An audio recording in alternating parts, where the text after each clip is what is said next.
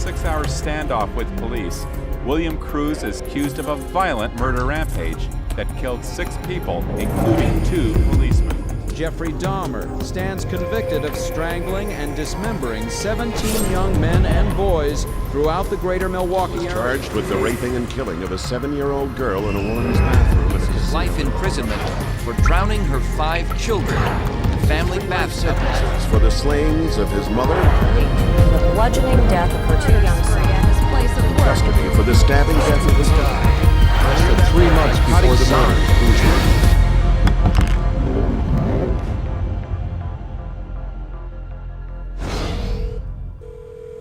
Police department? Yeah. I just killed my 2 daughters. Sir? Yeah. Tell me what happened. Okay, what's going on right now? I just freaked out and killed them. Are you on medication? Yeah. What kind of meds are you on, sir? I'm on antidepressants.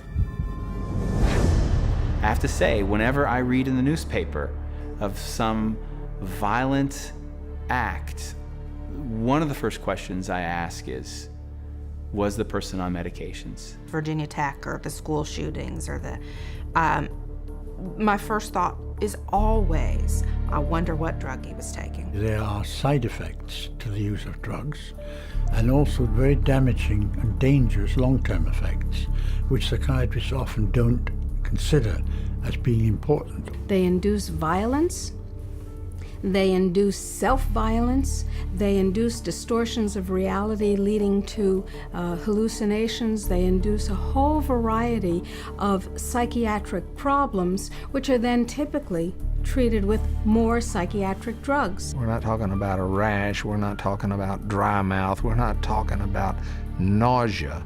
We're talking about sudden, compulsive, overwhelming suicidal or homicidal urges. We're talking about violent deaths. We're talking about crippling injuries. Psychiatric drugs are rampant in society today. It's become really an epidemic.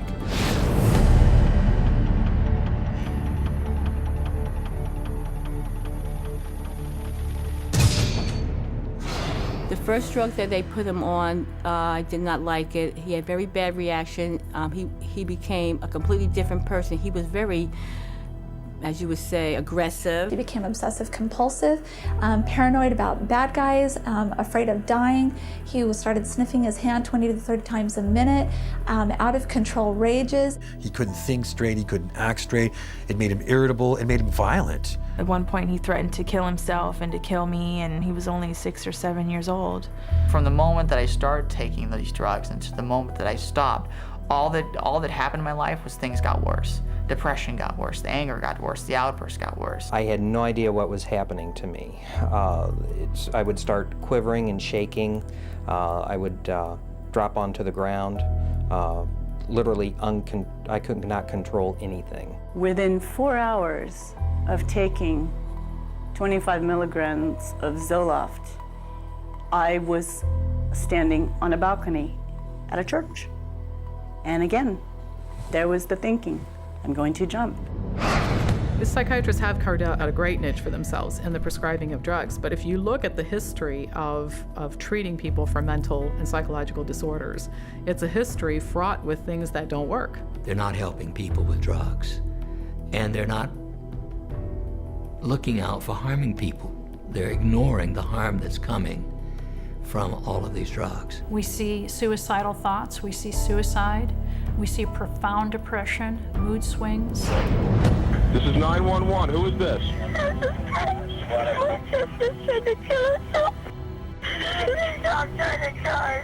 Where is your sister? What is she trying to do? Take pills? What? No, my dad told me now. Tell me!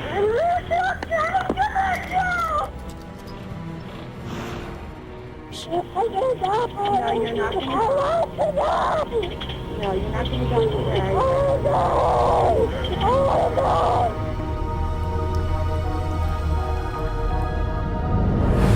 You don't want to think that a drug could affect someone's behavior in that way, but it does. It happens all the time. Suicide is just one in a long list of possible side effects of the medications that the doctors will seldom link to the medication, but instead blame it on the patient. What's the cause of death going to be written?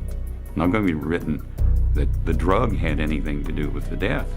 It's going to be recorded as a suicide. There's not a single psychiatric drug out there that's going to fix a problem. At best, it's going to cover up symptoms. At worst, it might kill you.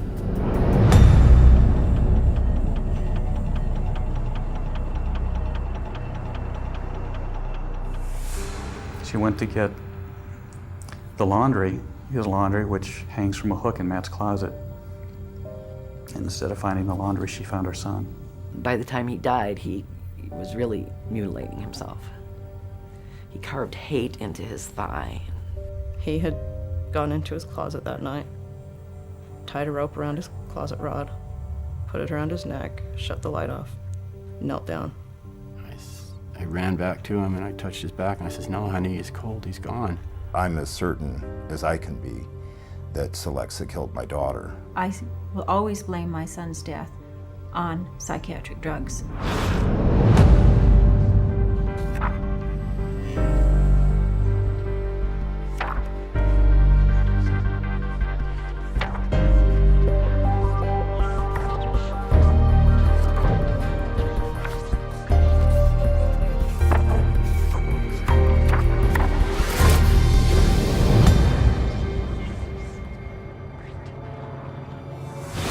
There are numerous reports of significant violent acts, not just suicide, but significant violent acts of murder-suicides in patients who were being prescribed antidepressants for relatively minor conditions, and they then just snapped. The drugs that are used are known worldwide to increase suicidality and increase homicidal violence. Might there be a link between the school shootings or the extremely violent shootings that have occurred in the US and the prescription of certain psychotropic medications?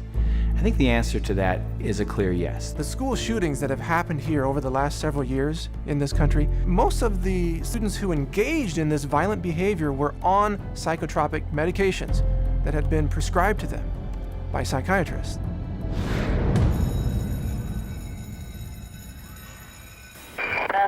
Where's your emergency? Student shot at Westside High School, Middle School. Been what? Student shot at Westside Middle School. Okay. Do you know who done the shooting? No, we do not. Okay. Like them everywhere. I was lucky I wasn't shot because I was the only one standing up. My friend Nate got shot in the shoulder. Oh my God, I can't believe this is happening. This is Thursday night, nothing like that happens here. You should be safe at school. It should be a safe place. Just horrible images that you never want to see again in your mind. And I was praying to God for someone to come help me. It wasn't just my boyfriend, he was my best friend. A nightmare. I didn't think he had...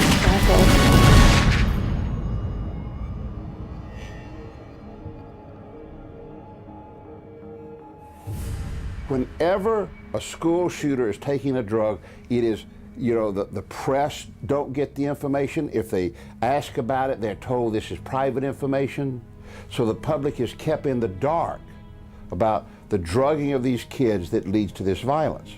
You have to ask yourself, how much help can these drugs be to somebody if they start experiencing these side effects of extreme anxiety, a desire to kill themselves, desire to kill others? What kind of help is that for the person? Did you see these kinds of incidences in the 1960s or pre-1960? Was anybody shooting up their classrooms? There were guns. We didn't have as many gun control laws then as we do now. No, we didn't. So what's different? The psychotropic drugs, that's what's different.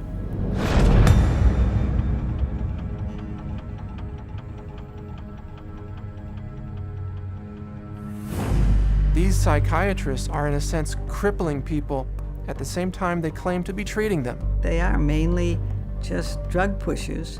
You go on this drug, if it doesn't help, you can try this one. And if that doesn't work, you can try this one. This is one incredible money-generating machine when this is your approach to treating people. It's about making money. It's not about getting people better or helping people in a service industry or helping people feel well. More than anything else, even more horrific than all the lives lost as a result of this callous profit-seeking, is the notion that our country is being destroyed. What we see in the homicides and the suicides is only the tip of the iceberg compared to exactly what's happening to people out there. How many deaths have to occur before the public wakes up? Wake up before it's too late.